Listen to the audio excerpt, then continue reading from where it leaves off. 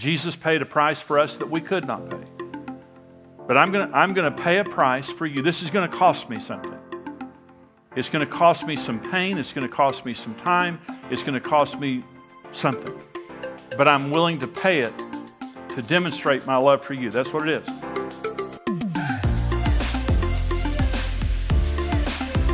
Karen and I have been married for 42 years. We have a great marriage. This is constant. This is something that even if you have a good marriage, you constantly have to make a choice to redeem your spouse through Christ-like love when they do something wrong, because we all do stuff wrong, and when they hurt you, because we all hurt each other to some extent, even in good marriages. So let me give you several truths about redemptive love. The first is Jesus redeemed us through his righteous suffering.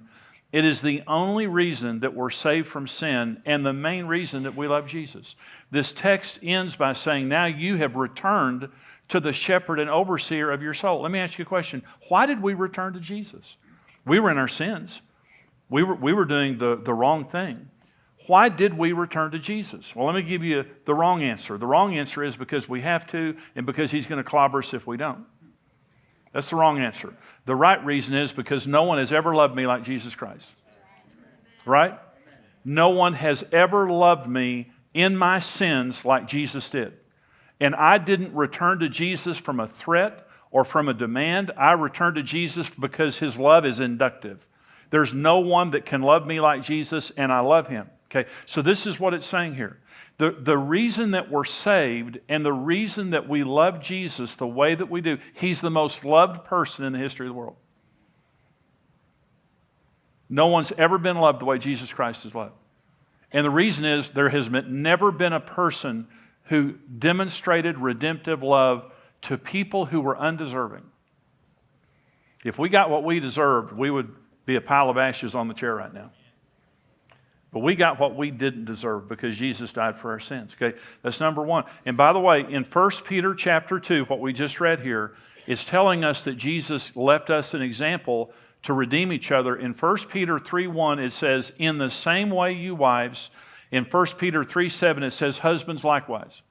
So it tells us that we're going to have to redeem each other. Then all of chapter 3 of 1 Peter is talking about how wives redeem their husbands when they're doing something wrong, and how husbands redeem their wives when they're doing something wrong. In other words, it's the example of redemptive love. The second truth about redemptive love is there are no good spouses you can pick up for free. They all have to be redeemed. And I've done a lot of weddings. I've counseled a lot of people. And it helps when you prepare beforehand. Pre-marriage counseling helps. It helps to date correctly.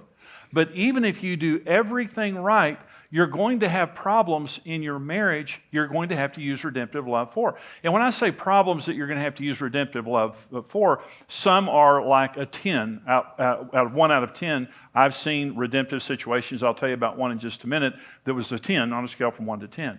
A lot of the times that we redeem each other through redemptive love, it may not be a 10, but it's a 4 or a 5. And if you start accumulating those things, you hurt each other, you reject each other, you don't know you're doing it, you don't mean to do it, you're distracted, you're not meeting each other's needs, something's going on and it bothers you. And when you're in a marriage relationship, everything affects you. Everything your spouse does affects you. And so you're bothered, you feel rejected, you feel like your needs aren't getting met, so on and so forth. What are you going to do? And we constantly have to ask ourselves that question in marriage because the answer is going to make all the difference in the world. Here's truth number 3. All meaningful relationships cause pain, especially the closer ones. And without a redemptive spirit in the relationship, it's doomed to failure. We hurt each other. Even the best of us hurt each other. We don't mean to, but in a close, meaningful relationship, there's just going to be some pain. Our wounds hurt each other. Hurt people. That's the old saying. Well, when Karen and I got married, we were devastated. I mean, we weren't hurt. We were devastated. We both came out of backgrounds where we came into marriage devastated. We were like two porcupines trying to love each other. It was a painful experience. Karen's words hurt me. My words hurt her. We were, when you're already wounded, just the smallest thing can hurt really deeply. And so and let me just give you a little advertisement here. We have a resource called 21-Day Inner Healing Journey. And it's an app. It's online. It's 21dayjourney.com, but it's 21 days of leading people through inner healing. And there's a workbook. I have 2 hours of video on there over 21 days. But if you have issues of hurt that you have brought into your marriage, it compounds the nature of marriage already, because we're going to hurt each other. We're going to bother each other. But if we import wounds into the relationship, that's not our spouse's fault. But it's going to cause us to overreact. It's going to cause us to do things that continue the hurt, the dance that's created. Our immaturities hurt each other. You know, our hurts hurt each other, but just our immaturities. I had a friend, this has been years ago, and he was, I think he's been through 5 marriages. He invited me to come to his wife's birthday party one year. And so I went to his wife's birthday party, and I get to the birthday party, and his group of guys were standing around, and I said, hey, what'd you get your wife for her birthday? He said, a fishing boat. And I said, fishing boat? And he said, got a brand new fishing boat. I said, I didn't know she fished. He said, she did. He bought his wife a $30,000 fishing boat. And she didn't fish. He bought it for himself. She divorced him. And he thought that was the funniest thing in the world. Now the joke ended pretty quick. I mean, that was the worst birthday party I've ever been to in my life. And when he told her what he had gotten her, she just stood there and looked at him. And what just an immature guy that thinks he's funny, that thinks he's cool, and all that kind of stuff. But our immaturities hurt each other. Our sins hurt each other. When we sin, obviously, saying words that are hurtful or doing things that are sinful, they hurt each other. Our insensitivities and ignorance hurt each other. I had a friend, and a really good guy. He's a pastor. And he tells a story. And he and his wife were laying in bed one night, and they weren't asleep, but the lights were off. And so he was laying here, she's laying here. And he said, he's got his hands behind his head, and he's just feeling great about everything. He said, you know something? I've never been happier in my whole life. I've never felt this good. I just think everything's going great. And blah, blah, blah. And so he says that, and a couple of seconds later, he feels the bed shaking. And she is sobbing on the other side of the bed. And she said, I have never been more miserable in my entire life. He said, I had no idea. He's a good man. He's a good man. He's a good husband. But he was insensitive. And I'm just saying, marriage is going to hurt. Even the best marriage. I'm not talking about a level 10. Sometimes it's a level 10. But on a level 2 or 3 or 4, it's going to hurt. We hurt Jesus. We killed a righteous man. I killed that man. My sins killed him. That's the reality of it. I hurt that man. And his response was redemption. His response was not anger, rejection, sending me to hell, which I deserved. That was not his response. His response was redemption. And that he left me that example to follow in his footsteps. And the main area that I'm going to demonstrate that, according to 1 Peter, is in the area of marriage. In the same way, you wives, in the same way, you husbands, you're going to have to redeem each other through redemptive love. So let me talk about the 5 main choices that we have when our spouse hurts us. Okay, so there are 5 basic choices. So your spouse does something, your spouse says something, and I know y'all have good marriages. I mean, you're here at a marriage conference, you're teachable people. And so you're here to kind of tune up your marriage. But even in the best marriages, we still say things from time to time that hurt each other. We do things that we shouldn't do. So how are you going to respond? This is the question. When your spouse does something that hurts you and you don't like, how are you going to respond? Let me give you the first choice. Righteously responding to our spouse in an honest, loving, and timely manner. In other words, your spouse does something that you don't like, and you walk up to him righteously and say, honey, can I talk to you for just a minute? I love you. I think you're great. We're on the same team. That bothered me when you said that. Excellent, excellent. Ephesians 4 says, speaking the truth in love, we grow up. So you go to your spouse, they do something wrong, you go to them, you tell them how you're feeling, you do it righteously, and they say, hang it on your beak.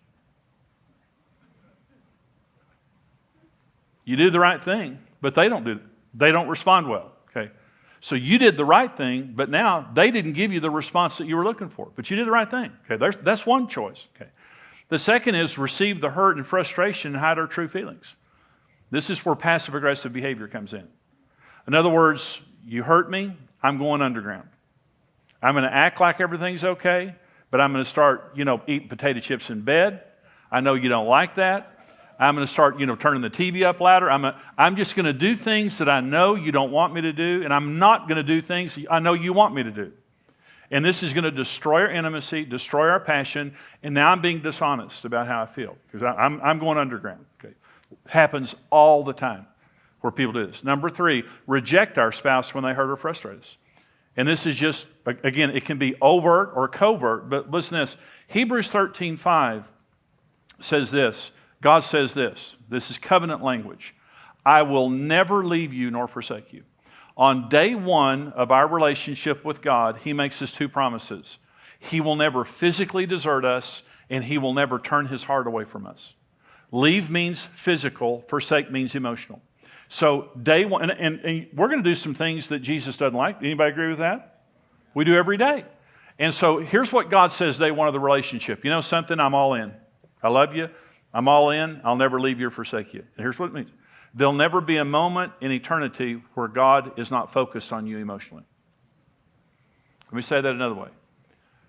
All bad things happen when you turn your heart away from your spouse. They're not meeting your needs. They're hurting you. They're saying things that you don't like. They're doing things that you don't like. And in response to that, you just reject them. And again, it can be overt where you call them names, you're angry, you're sarcastic, you just overtly put on your green zip-up jumpsuit and go in the garage and build something for 30 years. My neighbor, I used to have a neighbor who did that every night, put on his green zip-up jumpsuit, and he hated his wife, and went in the garage and built something. So, what are you going to do? But understand this. All bad things in marriage happen the instant you turn your heart away. Now, you can be sitting right next to your spouse, but your heart's not there. You've turned it away. And that is very common in marriage issues, especially when you're frustrated, especially where you get to that point of, why aren't you changing? Why aren't you doing, I'm trying here. You're not trying. And you get frustrated, and you get angry, then the rejection comes. That's another choice that a lot of people make. The next is revenge to make them pay for what they've done and fear doing it again. And this is, I'm going to get you back. I'm going to make you suffer. And part of this is establishing a spirit of fear and dominance, where I'm going to dominate the relationship, and you'll either do what I say or you'll pay a high price. And that happens, again, in a lot of marriages, especially as the anger increases. Okay, but here's the 5th one. Okay, now let me say something real quick. No one should subject themselves to abuse. When I'm saying suffering, I'm just saying all of us suffer in marriage. But there's a difference between suffering and abuse. Suffering is discomfort. Abuse is damage. Don't ever subject yourself to another person damaging you in a marriage relationship. You can, we counsel people to do constructive separation. If you're in an abusive marriage, don't divorce.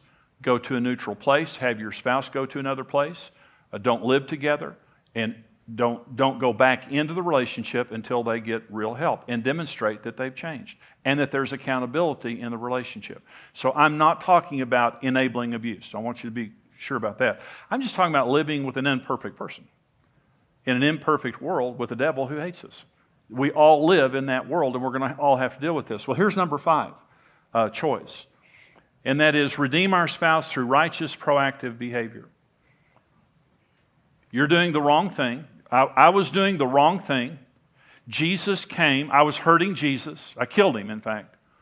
I was hurting Jesus, and his response was to die for me and to suffer for me while I was in my sins. And because of that, I've come back. And I haven't just come back. There's no one I love like I love Jesus. Okay. So that's my 5th choice, and that's the only choice that works. It's the only thing. The word redeem means to buy back or restore something to its created purpose.